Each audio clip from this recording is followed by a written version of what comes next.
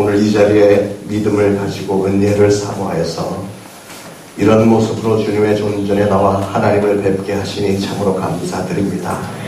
불조정 특별히 참으로 부족한 자이지만 귀한 하나님의 단위에 세워주셔서 오늘 말씀 전하게 하시니 감사를 드립니다. 이런 모든 것이, 내가 이 자리에 있는 모든 것이 다 하나님의 은혜입니다. 그 누구도 막을 수 없는 세월, 벌써 12월 둘째 주일, 오늘도 계속 흘러가기만 하는 세월을 바라보면서 다시 한번 저희 인간의 연약함을 고백합니다. 이 짧은 세월을 살면서 우리들은 뭐가 그렇게 욕심이 많아서 아웅다웅 하면서 사는지, 모두 다 이 땅에 두고 갈 일시적인 것들에 그렇게 애착을 가지고 또 그런 사실들을 잘 알면서도 그런 하찮은 것들의 연민을 가지고 살아야만 하는 저희 한계성을 부끄러워하면서 불초종 오늘 이 단에 섰습니다. 이 거룩한 단에 섰사오니 성령님 말씀 속에서 역사하시고 임재하시고 이 참석한 모든 이들에게 놀라운 성령의 역사가 나타나며 오늘 저에게 주시는 이 말씀 가운데서 하나님은 우리에게 어떠한 기대와 관심을 가지고 계신지 깨닫게 해주시고 이 말씀이 저희 각자에게 레마가 되어서 저희가 하나님을 온전히 바라보는 도구가 되어질 수 있도록 성령님 강하게 역사하여 주옵소서. 예수 그리스도의 이름으로 간절히 기도합니다. 아멘. 저는 우리를 향하신 그 하나님의 관심사는 과연 어디 있을까 하는 생각을 해보았습니다. 우리 하나님은 이 짧은 나그네 인생을 사는 우리가 도대체 무엇을 중요하게 생각을 하고 어떤 것들에 초점을 맞추면서 살기를 원하실까, 이런 묵상을 하다가 성경에 나타나는 사건들 속에서 하나님께서 우리 인간들에게 가장 먼저 던지셨던 질문들을 몇 가지 생각을 해봤습니다. 하나님께서 이런 질문들을 하셨다는 것은 하나님의 관심사가 그런 데 있다는 얘기 아니겠습니까? 그래서 하나님의 그 질문에 내가 대답을 잘 할 수만 있다면, 그리고 그 대답에 맞춰서 내가 인생을 그렇게 살 수만 있다면 하나님의 뜻에 합당한 삶을 살 수 있지 않겠는가, 그런 생각을 해봤어요. 그래서 우리의 삶이 하나님의 뜻에 합당하고 정말 성공적인 신앙의 삶이 되기 위해서 우리는 어떻게 살아야 되겠는가. 성경에 나타나는 하나님의 첫 번째 질문은 아담이 선악과를 따먹고 나서 하나님의 눈을 피해서 나무들 사이에 숨어 있을 때 하나님이 찾아오셔서 하신 말씀입니다. 아담아 내가 어디 있느냐, 아담아 내가 어디 있느냐. 저는 오늘 이 질문을 하나님 앞에 나오신 저와 여러분에게 개인적으로 던져지는 질문으로 받아들이시길 바랍니다. 내가 어디 있느냐. 하나님은 오늘 여러분에게 네가 지금 어디 있느냐 이렇게 물으십니다. 내가 지금 어디 있는가 하는 것은 굉장히 중요한 질문입니다. 여러분의 신앙의 현 주소는 어디입니까? 여러분의 신앙의 여정을 만약에 초신자의 상태로부터 시작해서 성숙한 신앙의 단계까지 도표를 한번 그려본다면 여러분은 지금 어느 지점에 와 있을까? 중간은 와 있을까요? 아니면 아직도 아래에 있나요? 성숙한 신앙의 단계에 있나요? 과연 여러분의 신앙의 상태는 지금 어디에 와 있다고 생각을 하십니까? 인간적인 기준으로 판단하지 마시고 하나님의 입장에서 볼 때 나는 과연 어느 정도의 신앙인일까? 어느 수준의 신앙인일까? 한번 점수를 매겨보시길 바랍니다. 내가 어디 있느냐 하는 이 질문은 사실은 아담이 범죄했을 때 아담이 하나님께 나와서 했어야 하는 질문입니다. 하나님 어디 계십니까? 하나님 저 죄를 졌습니다. 하나님이 따먹지 말라고 하는 선악과를 따먹었는데 저 이제 어떻게 하면 좋아요? 하나님 어디 계세요? 하면서 아담이 하나님을 찾았어야 됩니다. 그러나 아담은 하나님을 찾지 않았고 오히려 하나님을 피했습니다. 에덴 동산 숲속에 숨어버리고 말았다고 그랬어요. 그래서 하나님은 아담을 찾아오셨습니다. 여러분, 하나님은 왜 범죄한 아담을 찾아오셨을까? 하나님은 아담을 사랑하셨기 때문에 아담을 찾아오신 줄 믿으시기 바랍니다. 부모 되신 여러분 한번 생각을 해보십시오. 만약에 여러분의 자녀가 부모된 여러분이 원치 않는 어떤 일을 행하고 어딘가에로 도망가서 숨어 있다면 여러분도 그 자녀를 찾아내지 않으시겠습니까? 그리고 계속 부모 자식 간의 관계를 유지하려고 들지 않으시겠어요? 여러분의 자녀를 위해서 정말 계속해서 사랑하고 축복을 하고 여러분의 자녀를 계속 돌보아주기를 원하지 않으시겠습니까? 그런데 우리 하나님도 마찬가지시다는 것이죠. 우리가 어떤 잘못이 있다고 할지라도 하나님은 우리를 사랑하기를 잠시도 멈추지 않으신다는 사실을 믿으시길 바랍니다. 하나님은 자녀된 우리가 하나님과 늘 함께 있기를 간절히 원하시는 분이세요. 왜 그렇습니까? 그것은 간단합니다. 하나님은 우리를 사랑하시기 때문에. 하나님 우리 인간을 하나님의 형상대로 만드시고 우리를 사랑하기로 작정을 하셨기 때문에 그렇습니다. 우리가 하나님의 자녀이고 그래서 그 하나님은 우리를 잠시도 사랑하지 않고는 조금 더 견딜 수 없는 분이시기 때문에 하나님은 우리를 계속해서 찾아다니시는 겁니다. 계속 우리와 관계를 유지하기 위해서 우리를 찾아다니시는 거죠. 여러분은 여러분의 아들, 딸이 무슨 잘못을 좀 저질렀다고 해서 그들을 더 이상 사랑하지 않을 수 있습니까? 절대로 그럴 수 없죠. 하나님이 우리를 사랑하는 모습도 그것과 똑같다는 사실을 믿으시길 바랍니다. 예수님도 말씀하셨죠. 인자가 온 것은 잃어버린 자를 찾아 구원하려 함이라. 예수님이 이 땅에 오신 목적이 아주 소중한 목적이 잃어버린 자들, 바로 우리 인간들, 죄로 인해서 하나님과 멀어진 이들을 찾아서 구원하러 오셨다고 말씀을 합니다. 그래서 오늘 아담아 네가 어디 있느냐 하면서 아담을 찾으셨던 그 하나님, 그리고 잃어버린 자를 찾아 구원하러 오신 예수님, 모두가 다 우리를 사랑하시기 때문에 그랬다는 것입니다. 여러분, 아담의 잘못은 어디에 있습니까? 물론 선악과를 따먹은 것도 잘못입니다. 큰 범죄를 저질렀습니다. 하나님께서 절대로 따먹지 말라고, 너희가 먹는다는 정령 죽으리라 말씀하셨는데도 그걸 어기고 따먹었지 않습니까? 그런데 저는 생각을 해보았습니다. 만약에 아담이 선악과를 따먹은 후에 깜짝 놀라서 하나님 앞에 나서 하나님, 제가 죄를 범했어요. 하나님 저를 좀 용서해 주세요. 다시는 안 그러겠습니다. 라고 하나님 앞에 빌었더라면 하나님은 어떻게 하셨을까? 여러분은 어떻게 생각을 하십니까? 아담이 하나님 앞에 나와서 잘못했다고 회개를 하고 분명히 하나님이 말씀하셨어도 회개하고 다시는 안 그러겠다 그러면 하나님은 어떻게 하셨을까? 저는 하나님 분명히 용서하셨을 거라고 믿습니다. 우리 부모된 우리들은 자녀들이 아무리 큰 잘못을 해도 자녀들이 자기 잘못을 깨닫고 부모들 앞에 나서 엄마, 아빠 잘못했어요. 다시는 안 그럴게요. 그래도 여러분들은 자녀들을 막 무섭게 대할까요? 그러지 않겠죠. 여전히 사랑하시겠죠. 전지전능하신 하나님이 한번 생각을 해보십시오. 아무렴 아담이 어디에 숨어 있는지를 몰라서 아담아 네가 어디 있느냐, 아담아 네가 어디 있느냐, 숨바꼭질하는 것처럼 찾으셨겠습니까? 하나님은 다 알고 계셨어요. 그런데 왜 하나님은 아담아 네가 어디 있느냐 왜 부르셨을까요? 그것은 한 번 더 기회를 주시는 거예요. 지금이라도 나와서 잘못했다고 그래 회개하고 용서를 빌면 하나님은 용서해 주시겠다는 것이죠. 잠깐의 실수로 그만 저질렀던 불순종의 죄를 용서받을 수 있는 기회를 하나님은 주신 겁니다. 네, 여러분, 부모가 자녀를 벌하는 이유는 무엇입니까? 그것은 부모가 자녀를 벌하는 이유는 딱 한 가지입니다. 그 자녀가 벌을 받으면서 아, 내가 이거 잘못한 거구나 깨닫고 다시는 그런 짓을 저지르지 않도록 교훈을 주기 위함이 아니겠느냐고요. 근데 본인이 먼저 깨닫고 나서 잘못했다는데 그거를 가지고 징벌을 할 부모가 어디 있으며 우리 하나님도 마찬가지로 징벌을 하시겠느냐고요. 아담아 네가 어디 있느냐 하면서 찾아다니시는 하나님의 모습 속에서 우리는 하나님의 어떤 모습을 볼 수 있습니까? 우리를 사랑하시기 때문에 우리를 찾아다니는 일을 잠시도 멈추지 않으시는 하나님을 볼 수 있습니다. 누가복음 15장에는 하나님은 우리를 찾고 계시는 분이시다라는 사실을 알려주는 비유가 몇 가지가 나오죠. 잃은 양을 찾는 목자의 비유가 나옵니다. 그 비유를 잘 보면 양이 목자를 찾는 게 아니에요.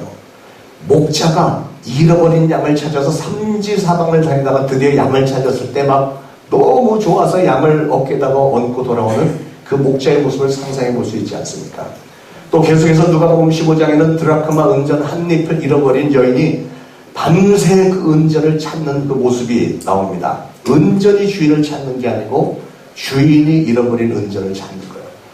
예, 또 계속해서 도랑 탕자의 비유가 나와 있죠. 예, 이런 모든 것을 볼 때 우리 하나님은 우리를 찾으시는 분이시라는 것이죠. 우리가 하나님의 품을 떠났을 때 우리를 찾아 나서시는 분이십니다. 여러분 자신을 한번 살펴보시길 바랍니다. 오늘 여러분은 어디에 계십니까? 지금 이 순간 여러분의 마음은 어디에 있습니까? 하나님과의 관계 속에서 여러분은 지금 현재 어떤 모습으로 이 자리에 앉아 계신지요? 혹시 여러분은 아담이 그랬던 것처럼 은연중에 숲속에 숨어서 하나님의 눈길을 피하는 분은 혹시 안 계신지요? 태초에 하나님께서 아담을 창조하셨을 때 그 에덴 동산에서 아담아 하나님이 부르실 때 그 부르시는 음성이 아담의 가슴을 막 두근거리게 했던 그런 때가 분명히 있었을 것입니다. 아담이 하나님의 음성을 사모하면서 기다리던 그때가 분명히 있었어요. 하나님이 아담을 만들어 놓으시고 보시기에 힘이 좋았더라고 하면서 고백하면서 즐거워했던 적이 분명히 있지 않습니까? 하나님과 아담은 서로 즐거운 교제를 나누면서 살았습니다. 하나님은 아담의 위치를 하늘의 천사들보다도 더 높이고 그를 만물의 영장으로까지 삼아주셨습니다. 그런데 이 아담이 그만 하나님이 명하신 일을 범하고 말았어요. 하나님의 명령을 거역하고 하나님을 배반하고 하나님으로부터 등을 돌리고 숨었습니다. 그럼에도 불구하고 하나님은 여전히 아담을 찾으세요. 아담아 네가 어디 있느냐? 내가 너를 아직도 사랑하는 거 모르겠니? 하면서 하나님은 아담을 찾으시는 겁니다. 혹시 오늘 여러분 중에도 하나님이 기뻐하시지 않는 일을 행하고 하나님의 눈을 자꾸 피하고 싶은 분은 혹시 안 계신지요? 그러나 반드시 여러분 하나님을 먼저 찾으시길 바랍니다. 하나님이 아무개야 어디 있느냐 하면서 오셔서 여러분을 징계하시기 전에 그런 일이 벌어지기 전에 여러분이 먼저 하나님을 찾으시길 바랍니다. 오늘 회개의 영이 여러분의 마음을 감동시키시기를 간절히 바랍니다. 여러분의 모든 죄를 하나님 앞에 다 내놓고 용서받으시고 예수 그리스도로 깨끗하게 되시기를 축원을 드립니다. 성경에 나타나는 하나님의 두 번째 질문, 오늘 본문에 보니까 네가 어찌하여 이렇게 하였느냐 그랬어요. 네가 어찌하여 이렇게 하였느냐. 이 질문은 아담의 아내 하와에게 던지셨던 질문입니다. 하나님께서 먼저 아담아 네가 어쩌자고 이랬느냐 그랬을 때 아담은 하나님이 만들어주신 이 여인 이 선악과를 따다줘서 그랬습니다. 그랬을 때 하나님이 네가 어쩌자고 이렇게 하였느냐? 내가 따먹지 말라고 한 선악과를 왜 굳이 따먹었느냐? 내가 너를 얼마나 사랑했는데 내가 너에게 이 동산의 모든 것을 다 주었고 이 땅의 모든 것을 내 마음대로 하라고 다 허용을 했는데 딱 한 가지 이것만은 절대로 안 된다 한 이것을 네가 왜 굳이 했느냐? 하나님은 지금 하와가 미워서 이렇게 말을 하는 건 절대 아닙니다, 여러분. 안타까워서 그러시는 거예요. 안타까워서. 예. 네가 어찌하여 이렇게 하였느냐? 너무나도 쉬운 계명인데 그거 하나 그냥 쳐다보지 말고 지나가면 되는데 그거를 지키지 못한 이 하와의 모습이 너무 안타까워서 이제 하나님으로 하여금 영원한 죽음이라고 하는 무서운 형벌을 내려야만 하도록 만든 그 행동이 너무나도 안타깝고 답답해서 물어보신 것이라고 저는 생각을 합니다. 다시 말해서 나는 너를 너무나도 사랑하고 그래서 나는 너를 축복만 해주기를 원하는데 네가 이런 짓을 저질렀으니 내가 이미 오래전에 누구든지 선악과를 따먹으면 정령 죽으리라고 말씀을 했기 때문에 공의로우신 하나님 반드시 말씀을 지키시는 하나님이기 때문에 너를 벌을 해야 되는 내가 어떻게 하면 좋니 하는 그런 의도잖아요. 그래서 그 아담과 하와를 벌하기 싫어서 안타깝게 하소연하시는 그 하나님의 친근감을 아시기를 축원합니다. 사랑하는 여러분은 혹시 네가 어찌하여 이런 일을 하였느냐 이런 질문을 받을 만한 잘못을 한 적이 있으신지요? 그런 잘못을 하고 몰래 하나님으로부터 숨어버렸던 경험은 없으십니까? 하나님이 여러분을 얼마나 사랑하시는지 잘 알면서도 또 이런 일을 하면 하나님이 얼마나 섭섭해할 것을 잘 알면서도 얼떨결에 일을 저질러 놓고 정말 마음 깊은 곳에서 불안하고 막 괴로워하고 번민하고 이런 적은 없으십니까? 혹시 우리가 이런 일이 설령 있다고 할지라도 오늘 우리가 꼭 기억해야 할 것은 하나님은 우리의 그 어떤 잘못에도 불구하고 우리가 아무리 무서운 죄를 지었다 할지라도 여전히 저와 여러분을 사랑하신다는 사실입니다. 이것만은 변함이 없습니다.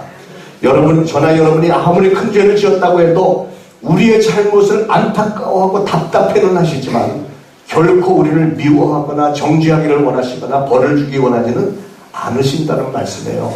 네가 어쩌자고 이런 일을 행하였느냐?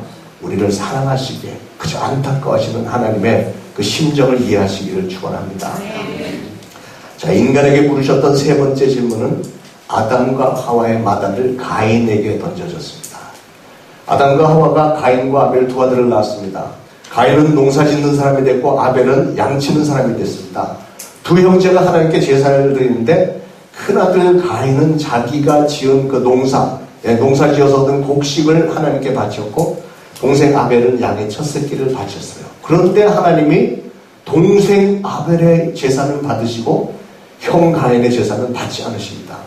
그러니까 이 가인이 갑자기 얼굴색이 확 변하더니 급기야는 들에서 돌을 들어서 동생 아벨을 때려서 죽여버리고 맙니다. 여러분, 기가 막힌 일이죠. 그때 하나님께서 가인에게 물으셨던 질문이 내 아우 아벨이 어디 있느냐? 네 아우 아벨이 어디 있느냐? 그때 가인의 대답은 내가 내 형제를 지키는 자이니까. 아주 엉뚱한 대답을 했죠. 여러분, 네 아우가 어디 있느냐 하는 이 질문은 가인에게만 하는 질문이 아니고 오늘 우리에게도 주는 질문으로 받아들이시길 바랍니다. 내 형제 자매가 어디 있느냐? 너의 형제 자매가 어디 있느냐? 사랑하는 여러분, 여러분의 형제 자매는 누구일까요? 여러분의 형제 자매는 누구인지 지금 좀 생각을 해보시길 바랍니다. 내 형제 자매는 누구일까? 하나님 앞에서 누가 내 형제 자매일까? 여러분은 어떻게 대답하시겠습니까? 내가 내 형제 자매를 지키는 자이니까 이렇게 대답하시겠어요? 여러분의 형제 자매 가운데, 여러분의 가족 가운데, 친지들 가운데 아직도 예수님을 영접하지 않고 교회 나가지 않고 세상 길을 가고 있는 그들이 바로 여러분의 형제 자매가 아니겠어요? 그들이 지금 어디 있습니까? 내가 그들을 지키는 자이니까 이건 하나님께 안 통하는 대답이라는 거예요. 내 형제 자매가 어디 있느냐? 여러분은 과연 여러분의 형제 자매가 누구인지 알고는 계십니까? 좋은 예가 하나 있습니다. 어느 호숫가에 한 남자가 어떤 집에 살고 있었는데 아주 추운 겨울 저녁인데 막 찬바람이 쉥쉥 부는데 누군가가 호수에서 뭐 급하게 막 비명을 질러댑니다. 사람 살려! 사람 살려! 분명히 들었어요. 이 사람이 정말 그 애타게 부르는 그 사람 살려를 들었는데 호수에 얼음이 얼어갖고 어떤 사람이 그 저녁 시간에 나와서 호수에서 스케이트를 타다가 얼음이 깨지면서 이 사람이 얼음물에 빠져서 살려달라고 막 소리치는 거였습니다. 그런데 이 호숫가 집에 살던 남자는 소리를 듣긴 들었는데 아유, 이 추운 겨울에 정신 나간 사람 알고서야 누가 스케이트를 타겠어? 이 늦은 밤에 아마 바람 소리겠지. 뭐 이러고서는 그러고 너무 추워서 난 나갈 수가 없어 하고 내다보지도 않았습니다. 다음날 그 사람의 시체가 발견됐습니다. 사람들이 막 몰려들었습니다. 그랬더니 호숫가의 남자가 가만히 있기는 하지. 호숫가의 남자가 어젯밤에 내가 이 사람이 소리 지르는 소리를 들었어요. 그랬더니 동네 사람들이 전부 안색이 변하더니 막 분개하면서 당신은 인간도 아니야. 분명히 소리를 들었다면서 나가보지도 않아? 하면서 우리 동네에서 나가달라고 동네에서 쫓아내버립니다. 왜냐하면 이 사람은 이웃이 얼음물에 빠져서 죽어가면서 비명을 지르는데 내다보지도 않는 그런 사람은 같은 마을에서 살 수 없다는 거죠. 이 사람은 자기의 형제자매가 누군지를 몰랐던 사람입니다. 사랑하는 여러분, 여러분은 여러분 이웃의 진정한 형제자매가 되십니까? 여러분의 이기심을 다 내려놓고 여러분의 이웃 형제자매를 구하기 위해서 여러분은 지금 무슨 일을 하고 계신지요? 여러분의 가족들, 여러분의 이웃들, 주변 사람들에게 교회 가자, 예수 믿자 한 번이라도 얘기를 해보셨는지요? 또 한 가지 예가 있습니다. 어느 해변가에 무서운 폭풍이 막 불어닥쳤습니다. 근데 보니까 바다에 이렇게 내려다보니까 저기 눈에 보이는 거기에 배가 하나가 막 풍랑에 막 흔들리고 막 파손해가고 막 빠져들어가는 게 보이는 거예요. 그 사람들은 꼼짝 못하고 다 죽게 생겼는데 갑자기 어떤 젊은 청년 하나가 구명보트를 갖고 막 열심히 막 져서 폭풍우를 뚫고 막 갑니다. 그랬더니 그 어머니가 집에서 막 해변가로 달려나와서 안 된다 막 소리치면서 나오는 거예요. 네 형도 6개월 전에 바다에 나갔다가 지금 소식도 없는데 너마저 죽으면 나는 누구를 믿고 사니 하면서 엄마가 막 계속 절대로 안 된다고 막 소리 지르는 거예요. 그런데 이 아들이 고집하면서 그냥 그 구명보트를 저어서 막 나가서 잠시 후에 그 사람들을 다 태우고 돌아옵니다. 돌아오면서 거의 물가에 왔을 때 이 아들이 막 서서 소리 지르는, 어머니, 형이 여기 있어요. 형이 이 배에 있어요. 예, 여러분 생각을 해보세요. 만약에 이 아들이 어머니의 말을 듣고 해변 그 바닷속으로 나가지 않았더라면 그 형은 물론 사람들 다 죽었지 않았겠습니까? 여러분, 죽어가는 사람을 구하기 위해서 목숨까지도 걸었던 이 젊은 청년 하나 때문에 수많은 사람들이 구원을 얻었고 자기의 친형도 같이 구할 수 있었다고 하는 일화입니다. 사랑하는 여러분, 여러분은 누구를 구하려고 해보신 적이 있습니까? 누구를 구하는데 성공했느냐고 묻지 않습니다. 누군가를 구하려고 시도를 해본 적이 있느냐고 저는 묻고 있습니다. 그럴 기회가 없었습니까? 얼음물이 깨져가는 호수에서 사람들이 빠져들어가는 걸 본 적도 없고 풍랑에 배가 난파가 돼갖고 사람들이 죽어가는 걸 본 적이 없다고 얘기하겠습니까? 자, 그러면 예수님을 믿지 않아서 장차 지옥 유황불못에 던져질 여러분의 가족들이나 여러분의 친구들, 이웃들, 그들에 대해서는 여러분은 무엇을 해보셨는지요? 여러분, 제가 목회를 해보니까 교회를 수십 년 다녀도 그 누구 한 명에게 전도를 해보지도 않은 사람들이 굉장히 많습니다. 굉장히 제 주변에만 그랬을까요? 네, 자기 혼자서 구원받은 거로 만족하고 전도는 나는 소질이 없어 하면서 전혀 생각도 안 하는 사람들이 얼마나 많은지 몰라요. 그런데 여러분은 장차 천국에 들어가서 여러분이 전도를 해서 구원받게 한 그 사람들과 함께 기쁨을 누리는 그런 날을 꿈꿔보지 않으시나요? 여러분이 가인처럼 내가 그 사람들을 지키는 자이니까 이렇게 외칠 수도 있습니다. 여러분이 이 호숫가의 남자처럼 물에 빠져 죽어가는 사람의 외치는 소리를 들으면서도 에이 설마 지옥까지 가겠어? 이렇게 하고 그냥 지나갈 수 있을지 모르겠어요. 그러나 사랑하는 여러분, 구명줄은 바로 저와 여러분의 발치에 놓여 있습니다. 우리 주님은 우리가 땅끝까지 가서 주님의 증인이 되라고까지 말씀하셨는데 땅끝까지는 설령 못 가더라도 여러분의 가정, 여러분의 이웃 사람들에게 전도 못합니까? 어느 독실한 기독교인 아버지가 있었습니다. 이 아버지는 아마 교회 장로님쯤 되는 분이었던 것 같아요. 많은 사람들로부터 존경을 받고 있는 훌륭한 신앙인이었는데 전화가 왔어요. 장로님의 누가 친구가 전화가 왔어. 뭐라고 하냐면 이 장로님의 아들이 좋지 않아 보이는 나쁜 친구들과 어울려서 술집에 들어가는 걸 봤다는 거예요. 이 아버지는 그 말을 믿으려고 하지도 않고 화를 내면서 그따위 헛소리 하려면 전화 끊어 하면서 전화를 그냥 끊어버렸습니다. 그날 역시 아주 추운 겨울날이었는데 새벽녘에 누군가 문을 딸그락 열려고 하는 소리가 나서 가보니까 술에 곤드레 만드레 취한 아들이 문을 열려고 막 이러고 있는 거예요. 이 아버지가 막 너무나도 큰 수치감을 느꼈습니다. 친구에게 자기가 그렇게 역정을 내고 소리가 지르는데 실질적으로 이 아들이 술집에 있었다는 게 사실이니까 아버지가 화가 나서 이 아들을 쫓아내버려요. 나는 너 같은 아들 둔 적 없다. 너는 이 시간부터 내 아들 아니다. 절대로 발 들여놓지 마라. 하고 문을 꽝 닫아버렸습니다. 그러고서는 침대에 그냥 아버지가 누웠는데 너무나도 실망이 되고 마음이 착잡하고 엎치락 뒤치락 하고 막 한쪽으로는 막 분이 올라오고 막 이러는데 또 한편으로는 이 아들이 조금 걱정은 되기도 하고 그런데 문득 이런 생각이 들어왔는데 마치 음성처럼 이렇게 들려오는 거죠. 너는 네 아들을 올바른 길로 인도하려고 과연 얼마나 노력을 했니? 이런 질문이 갑자기 들려왔습니다. 너도 네 아들 앞에서 술 마신 적 있지 않니? 예. 너는 아들에게 예수님에 관해서 한 번이라도 말을 해주는 적이 있었니? 아들 보고 성경 읽으라고 한 번이라도 권한 적이 있어? 네가 네 아들 앞에서 성경을 읽은 적이 있으면 네 아들 앞에서 기도를 한 적이 있니? 이런 막 질문들이 막 이렇게 막 옵니다. 그 아들이 자랄 때 학교 갈 때 머리에 손 얹고 기도라도 한 번 해준 적이 있니? 막 이런 소리가 막 들려오는 거예요. 더 이상 못 견디겠어서 아버지가 벌떡 일어나서 밖으로 뛰쳐나갔습니다. 아들을 찾으러 나간 거예요. 추운 겨울 찬바람에 동네를 한참 돌아다니다가 동네 한쪽 공원에서 추위에 벌벌 떨고 있는 아들을 드디어 발견해서 집으로 데려옵니다. 그리고 아들을 앉혀놓고 그 앞에 무릎을 꿇으면서 통곡을 하는 거예요. 아들아, 내가 잘못했다. 다 내 잘못이다.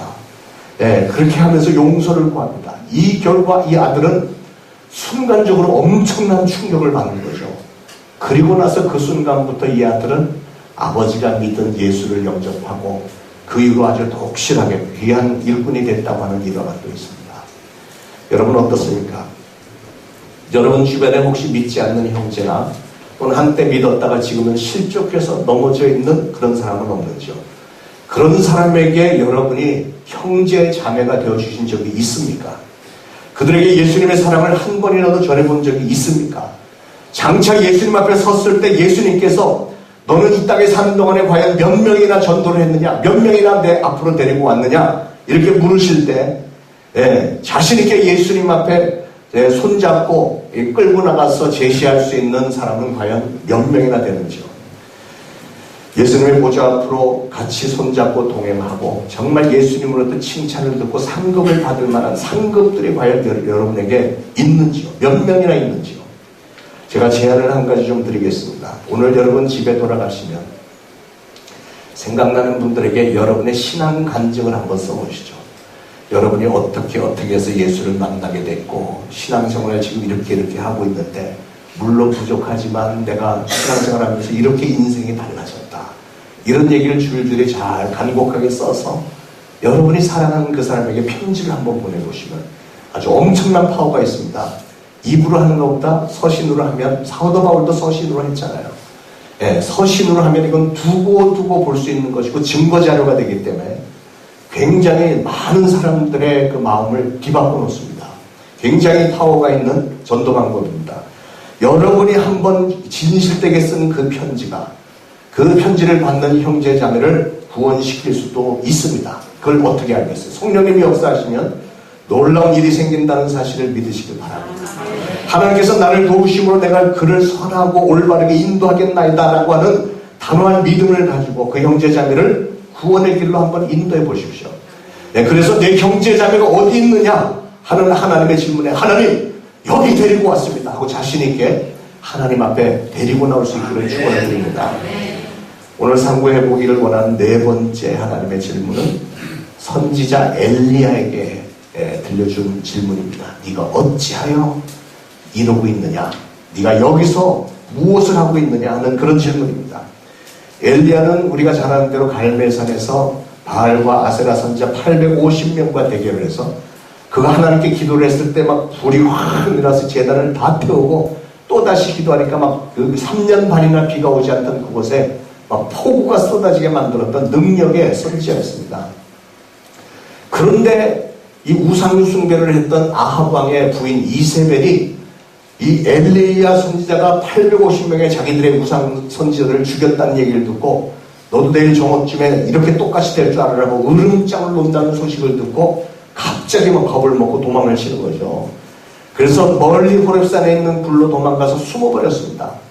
그때 굴에 숨어있는 엘리야에게 하나님이 물으신 질문이 What are you doing here, Elijah? 엘리야야, 너 지금 여기서 도대체 뭐 하고 있는 거냐? 여러분, 엘리야가 어떤 선지자가 바로 며칠 전까지만 해도 하늘에서 불을 내리고 우상숭배자 850명이나 한 칼에 죽일 수 있었던 그런 대단한 선지자였는데 엘리야 그러면 구약시대 최고의 선지자로 손꼽는 그런 사람인데 그 조그만 여인 하나가 겁을 그냥 협박을 했다고 해서 그냥 겁창이가 돼갖고 이러고 숨어있으니 하나님께서 얼마나 답답하게 여기셨겠습니까? 그래서 하나님이 물으신 거예요. 엘리야야, 네가 도대체 여기서 뭐하고 있느냐?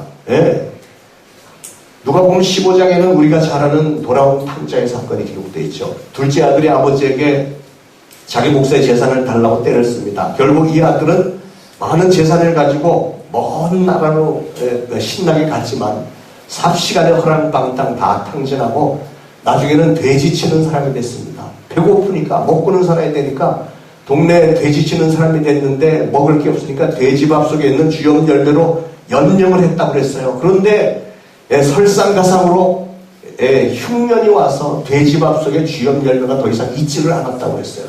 그러다 어느 날 이 아들이 너무 배고프니까 갑자기 아버지가 생각나는 거예요. 가만히 있자. 내 아버지 집에는 정말 그 집도 맨션이 있고, 예? 하인들도 잠잘 곳이 있고 하루에 3끼씩 밥을 먹는데 내가 지금 여기 도대체 여기서 뭘 하고 있는 거냐? 똑같은 얘기예요. 내가 여기서 지금 뭘 하고 있는가? 하면서 그 아들은 벌떡 일어나서 용기를 내서 아버지 품으로 다시 돌아오죠. 저는 이 돌아온 탕자를 생각할 때마다 그 탕자가 바로 저 같아요. 저만 그런 게 아니겠죠. 제가 보니까 이 세상 사는 사람들은 누구나가 다 탕자의 과정을 한두 번씩은 거치더라고요. 저는 목사님 아들로 태어나서 평생을 살았으면서 만으로 37세 될 때까지는 신앙생활을 너무나도 엉터리로 했습니다. 그러던 중에 25년 전에 저는 미국에서 어떤 그 은혜 집회에 참석해서 너무 놀라운 은혜를 체험하고 그때 막 하나님의 부르심을 그때 받은 거예요. 지난날에 저의 삶의 추한 모습들을 돌아보면서 막 눈물을 펑펑 쏟으면서 회개했습니다. 그때 하나님께서 저에게 들려주신 음성이 바로 이거예요. 너 지금 뭐하고 있는 거냐? 나는 너를 위해서 하나밖에 없는 독생자 예수를 너를 위해서 죽게 내주었는데 너는 지금 나를 위해서 뭐하고 있니? 네가 인생 이렇게 살아서 되겠니? 막 이런 막 음성들이 소리로 들리는 건 아닌데 막 배에서 막 들리는 것처럼 지렁지렁 막 저를 흔들어 오는 거예요. 그때 하나님의 부르심을 받았고 그때 제가 미국에서 14년째 GM 자동차 회사 엔지니어로 있었고 또 사업도 하나 같이 하고 있었는데 은혜를 받고 나니까 견딜 수가 없어요. 그 좋은 직장 다 던져놓고 사업장 그냥 헐값에 처분하고 곧바로 신학교를 들어갔는데 얼마나 기뻤는지 몰라요. 제 마음이 신학교 강의를 듣는데 막 두근두근하면서 막 감격적이고 신학 교실에 들어가서 막 눈물이 펑펑펑펑 쏟아지고 혼자서 울고불고 막 난리쳤던 그런 기억이 있습니다. 여러분 하나님은 저같이 허물이 많은 사람도 주의 종을 삼으셨습니다. 제가 오늘 이렇게 목사로서 여러분 앞에 이렇게 서서 말씀을 전할 수 있다고 하는 것도 아까 우리 찬양했던 것처럼 오직 주의 은혜로 지금 여기 오직 주의 은혜입니다. 여러분도 지금 이 자리에서 이렇게 예배드리고 있다는 것은 하나님의 은혜인 줄 믿으시길 바랍니다. 저희 어머니가 만 79세에 암으로 돌아가셨는데 미국에서 병석에 100일간 정확하게 100일 동안 병원에 입원해 계시다가 돌아가셨어요. 그것도 추운 겨울을 지냈어요 거기서. 그런데 한 번은 이제 거의 말도 이제 거의 못할 때 일어나는 거는 고사하고 말하기도 힘든 그때 간데 마침 그때 눈이 이렇게 쏟아지고 하얗게 눈이 덮였습니다. 그래서 저희 어머니가 하시는 말씀이 저 눈길 한 번만 걸어봤으면 참 좋겠다. 근데 제 마음이 얼마나 짠한지 그냥 웬만하면 들고 모시고 나가서 그냥 제가 대신 걸어드리고 싶은데 그건 별로 도움이 안 되죠. 근데 더 중요한 거는 뭐냐면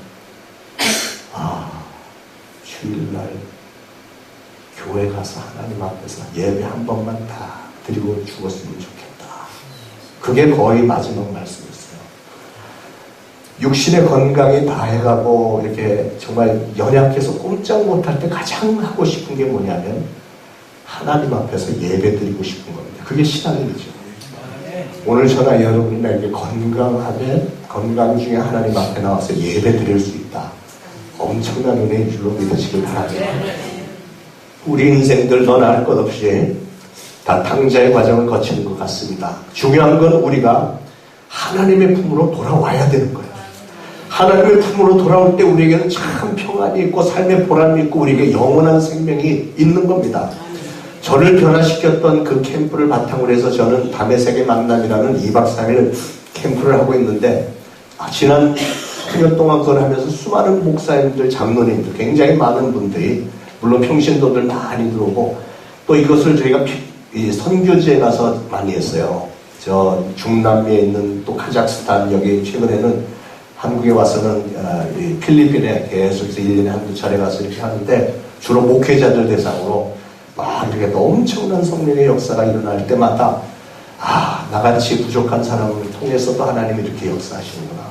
얼마나 은혜가 감사한지 모르겠습니다. 여러분들 중에는 지금 용기를 잃고 낙심해 있는 분이 혹시 계신지 모르겠습니다. 한쪽에는 여전히 꿈이 남아있고 인생의 비전이 있는데, 그래서 막 뛰기는 뭘 열심히 뛰는데 보람이 있고 가치가 있는 일들이 아닌 그저 생계를 위해서만 죽어라고 바쁘기만 한 이 현실 앞에서 던져보게 되는 질문이 이거 아닐까요? 나 지금 뭐 하고 있는 거야? 내가 이러고 이렇게 살다가 그냥 갈 건가? 이런 질문을 한번 던져볼 필요 있지 않습니까? 여러분 중에 한때는 성령 충만해서 내가 나의 평생에 예수님 잘 섬기고 평생 교회 봉사 열심히 하고 전도 열심히, 선교 열심히 하리라 이렇게 결심했던 적도 있는데, 요즘에 와서 왠지 바쁘기만 하고 정말 하나님과 교제하는 시간도 줄어들고 교회 예배 참석도 이제 어떤 때는 잘 못하게 되고, 교회 돌아가는 일은 전혀 신경도 못 쓰겠어요. 이런 분들이 종종 계시죠. 그럴 때 스스로 던져보는 질문이 바로 나 지금 뭐 하고 있는 거지? 하나님이 하시는 질문이에요. 엘리야에게 너 지금 뭐 하고 있는 거니? 그래서 여러분 스스로도 오늘 내가 지금 뭐 하고 있는 거지? 한번 질문을 던져보시길 바랍니다. 여러분, 엘리야가 그렇게 자포자기해서 불 속에 숨어 있을 때 어떤 일이 생겼는지 아세요? 불 속에 숨어 있는 기간이 너무 길어졌을 때 엘리야 선지자는 그에게 주어졌던 가장 소중한 직분, 선지자의 직분을 박탈을 당합니다. 기가 막힌 일이 아니겠어요? 그 직분은 그에게 다시는 돌아오지 않았습니다. 엘리야가 불 속에 숨어 있을 때, 숨어 있는 기간이 너무 길어졌을 때 하나님이 어떤 일을 결정하시냐면, 하나님은 엘리야의 사역을 그곳에서 마무리 지으시는 거예요. 그러면서 하시는 말씀이 가서 엘리사에게 기름을 부어 너 대신 선지자가 되게 하라, 이렇게 명령을 하고 끝입니다. 여러분, 우리가 시리에 빠져 있을 때 우리를 자녀로 삼아주신 하나님은 우리를 일으키시려고 오신다는 사실을 믿으시고 위로받으시길 바랍니다. 하나님은 좌절하는 우리를 위로해 주기를 원하시고 우리의 상처를 치유해 주기를 원하시고 우리를 축복해 주기를 원하시는 분이세요. 그러나 하나님은 영원히 기다려주지는 않으십니다. 누구는 오래 기다려주고 누구는 덜 기다리고 이렇게 못하세요. 하나님은 공평하신 하나님이고 공의로우신 하나님이시기 때문에 우리를 한없이 사랑은 하시지만, 그래서 우리의 형편과 처지에 따라서 오늘 우리가 남은 이런 질문들, 네가 무엇을 하고 있느냐, 왜 이랬니, 이런 질문들을 안타깝게 던지시면서 그 후에는 우리가 스스로가 그 질문에 대한 대답을 찾고 그 올바른 대답 따라서 담대하게 신앙의 행동에 옮기기를 원하시는 줄 믿으시길 바랍니다. 우리 신앙의 선조들에게 던지셨던 하나님의 4가지 질문, 오늘도 저와 여러분에게 생생하게 들려옵니다. 사랑하는 아들아, 사랑하는 딸아, 네가 지금 어디 있느냐? 네가 어찌하여 이렇게 하였느냐? 네 형제 자매가 어디 있느냐? 네가 어찌하여 여기 있느냐? 뭐 하고 있니? 이 질문에 여러분 스스로의 대답을 잘 찾으시고 여러분 각자의 신앙 속에서 하나님 앞에 늘 떳떳하게 기쁜 마음으로 그리고 강하고 담대함으로 대답하면서 항상 승리하시는 여러분들 되시기를 축원합니다. 우리 아까 했던 찬양 한 번만 더 할까요? 하고 기도하고 마치도록 하겠습니다. 우리 신앙의 선조들에게 던져주셨던 하나님의 질문들, 오늘 저희들의 삶에 적용을 시키면서 이 시간 지금도 생생하게 들려오는 하나님의 인자하신 목소리, 우리의 연약함을 안타까워하시는 음성을 저희가 듣습니다. 사랑하는 아들아, 사랑하는 딸아, 네가 지금 어디 있느냐? 네가 어찌하여 이렇게 하였느냐? 네 형제 자매가 어디에 있느냐? 네가 어찌하여 여기서 무엇을 하고 있느냐? 성령님, 저희들 마음 깊은 곳으로부터 이 음성 듣게 하시고 이 땅에서 살아가는 동안 우리 신앙의 여정 속에서 이 질문들이 우리 인생의 안내판이 되어지도록 성령님 꼭 도와주옵소서. 예수 그리스도의 이름으로 간절히 기도합니다.